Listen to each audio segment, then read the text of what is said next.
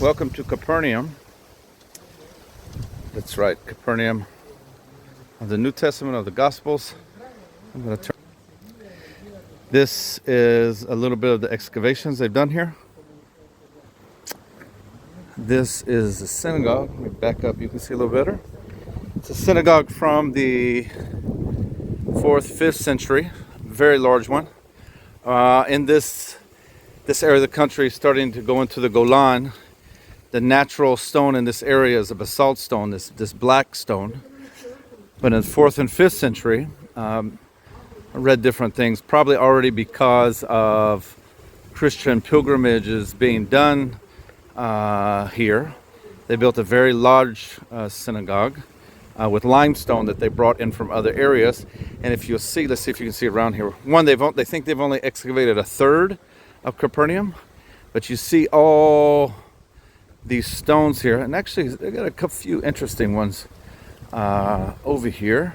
But you see back in there, also you look back there, just tons and tons of stones, not just regular stones, but decorated stones that were used in decorated buildings. There's a few things here. One, you see that it's got what we call today a Star of David.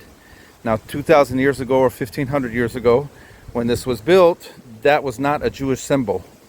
It was just two triangles put together. It really doesn't become a Jewish symbol until about 200 years ago. What was a Jewish symbol back then we have here, and is this, the menorah, the seven, I guess you call it lampstand, and that we have in the temple. So anytime you see that in ancient Judaism, it's referring to the temple. There's a little bit of interesting thing here. One, probably the most famous depiction of the menorah is on Titus Arch in Rome. And there's an interesting discussion about the feet here. So you see the bottom of the feet here. That has like a three-legged stand, I guess. And if you look at pictures of the Victory Arch, Titus's Victory Arch in Rome, you'll see that it has boxes. So we don't really know what the real one, whether it was on kind of boxes or like three-legged stand. This here is kind of interesting, and it's interesting because we think it depicts the temple. You can see kind of the columns on one side, see the doors on the front. There's some speculation if those are wheels underneath. If it's supposed to be kind of like the tabernacle with wheels, even though obviously this is kind of more like a stone structure being depicted, or if those are just random symbols that happen to be underneath it. It's actually that kind of design, that wheel there, shows up in a lot of different places.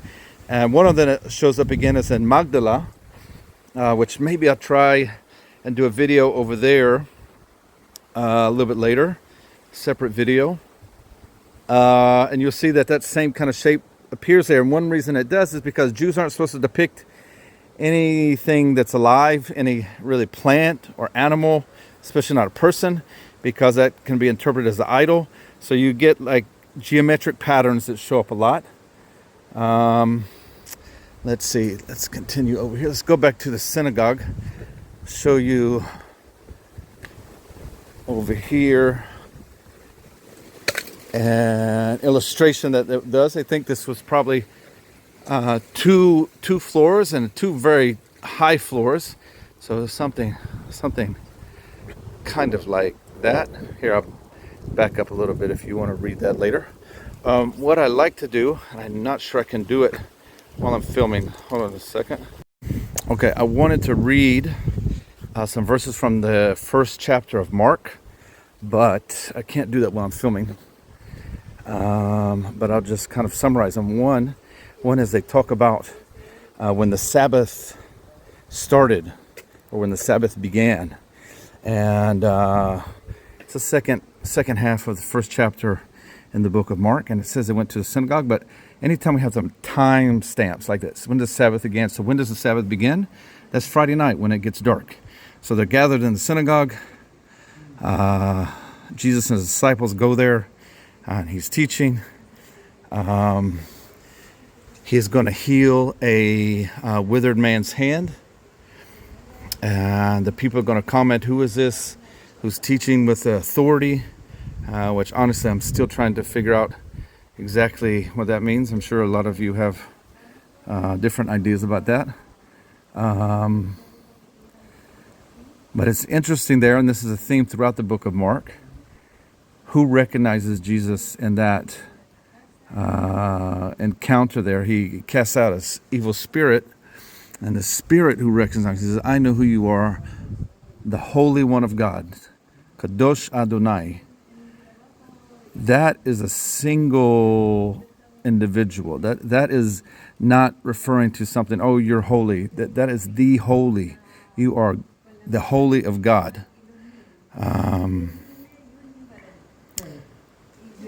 After there, the verses continue to say, leave the synagogue. So you can imagine walking through like a really clustered kind of village like this. You know, it's not suburbia. It's going to have like small, I don't want to even call them roads, like paths between the houses. All the houses, not all of them, but most of the houses are going to share walls with other houses. You're going to have courtyards in between the houses, and here you have like kind of different walls in between the houses and different things. And it says they went to Simon Peter's house. Now this is a little tricky because the Gospel of John tells us that Peter was from Bethsaida. There's actually an archaeological dig going on right now. And that's a few miles east of us. But here they have coined this house here, and I'll explain everything you're seeing here in a minute. They have coined this Peter's house. Now, it's not crazy to think that Peter could have had two houses. Do you remember what Peter was doing when Jesus called him?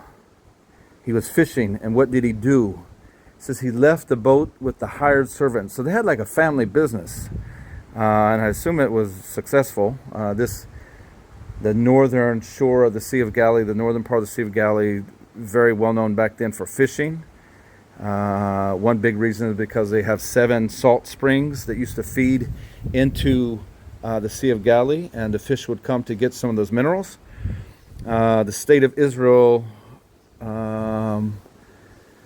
funnels the water from those springs away from the Sea of Galilee, so we can keep it as our largest freshwater reservoir, even though we're mostly relying on desalinized water these days. And in a couple years, they're going to start pumping some of that surplus desalinized water back into the Sea of Galilee. So yeah, it was a profitable business here to be in fishing. Even Magdala, which we'll talk about later, their salted fish was known in Rome. So think about that. Fish being caught in the Sea of Galilee, being sold in Rome. Magdala was doing pretty good. I think it was pretty profitable to be a fisherman in this area. So let's say, for instance, that Peter has a home here in Capernaum. He's from Bethsaida. He's got a family home here, but maybe he has another one here. But you know, I don't really care because the archaeological evidence in this room inside there, and I need to tell you what we're looking at. So what you have here is there are actually 3 different churches on top of this room in there. There's really nothing left of the room. And you have a rectangular church, which is hard to see here. And then you have 3 octagons. And the rectangular church is the oldest. It's from the 3rd, 4th century. Then octagon church comes a little bit later, 4th, 5th century. And Byzantine Christians would build octagons when they wanted to mark a spot. So they're trying to mark that spot in the middle. And obviously we can't see this thing. I used to make fun of this. I used to call it the UFO church because it's shaped like a UFO. But actually I really, really appreciate the architecture here that allowed us to still see what's underneath instead of like churches we have in Jerusalem that have basically been covering up holy sites for 2,000 years, and you just have to really use your imagination. Here, it's a little bit easier. So inside of these octagons, there is a room, or what was left of a room. And inside that room, they found a special plaster. The whole room was plastered. That was not something you did in a normal room. They also didn't find any daily utensils in the room like they did in everywhere else around here. So they made the assumption, pretty good one, I think, that whoever was living here set that room aside, made it different. And that's actually the definition of being holy, being set aside. The Sabbath is holy because it's set aside from the other days. It's different. The other days you work, and on Sabbath you rest. So this small room in there is somehow set aside for some reason. Maybe it was Peter's house. Some people call it Peter's mother-in-law's house. Doesn't really line up so much with Scripture. Maybe it was a place Jesus stayed. Maybe it was a place the three guys broke through the roof and lowered their buddy down into Jesus. And maybe all those are the same place. So anyway, we have a room in here that was sacred and made sacred by the first followers of Jesus in the first century. So I like to call this like the oldest church. They call it kind of a home church, a house church, but I like to think of this as the first church. And I think one interesting thing about this place, about this city, Capernaum, is that, so we're going to find you somewhere a little bit more interesting to look, but I guess we can continue to look in here, is that Acts doesn't really tell us much what's going on in the land of Israel. It says, the gospel went out from Jerusalem, Judea, Samaria, and then to the ends of the earth. I kind of skipped over Capernaum, the Galilee, this area. Not only did Jesus growing up in Nazareth, but also serving in Capernaum for about 3 years. But we do find evidence in a kind of unlikely source, if you will, and that's in rabbinic Jewish literature. And they talk about Capernaum as being a place full of, in Hebrew the word is minim, and this is like a cult, full of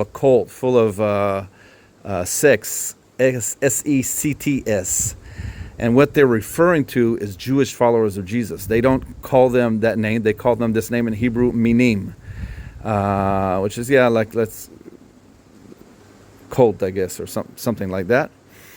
And so this town, Capernaum, which if you remember, Jesus will say, "Woe to Capernaum," I'm going to paraphrase here, "Woe to Bethsaida, woe to you Chorazin, if the works that had been done in you were done in Sodom and Gomorrah, they would have repented long ago."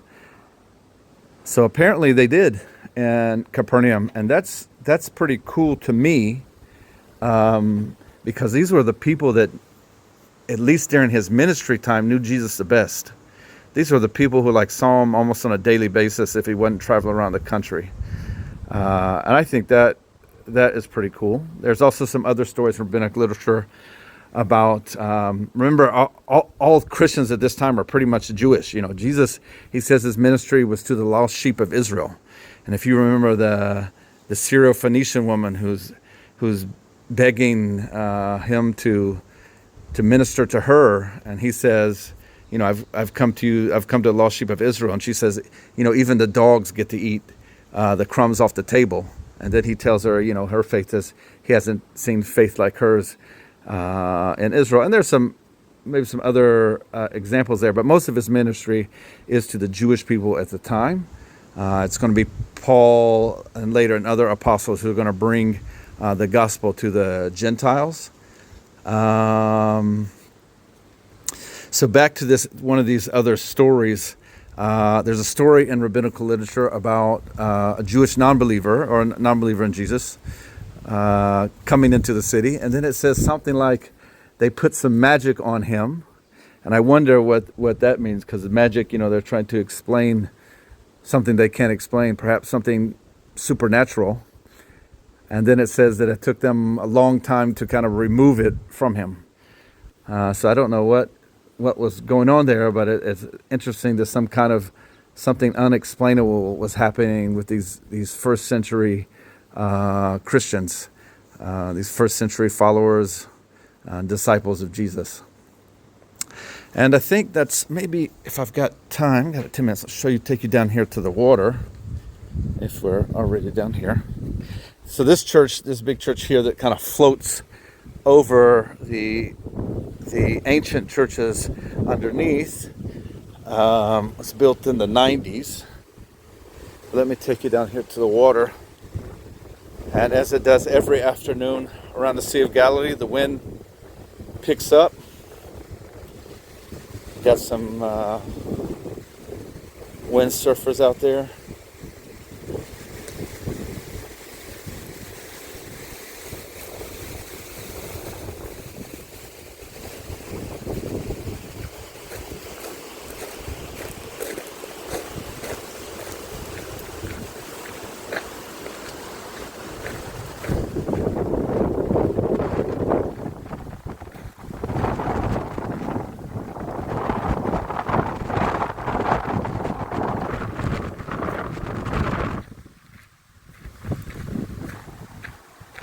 I think I'll end this video here. Just give you a little panoramic view of the Sea of Galilee from the shore of Capernaum, where they would have been pushing off their boats to go fishing.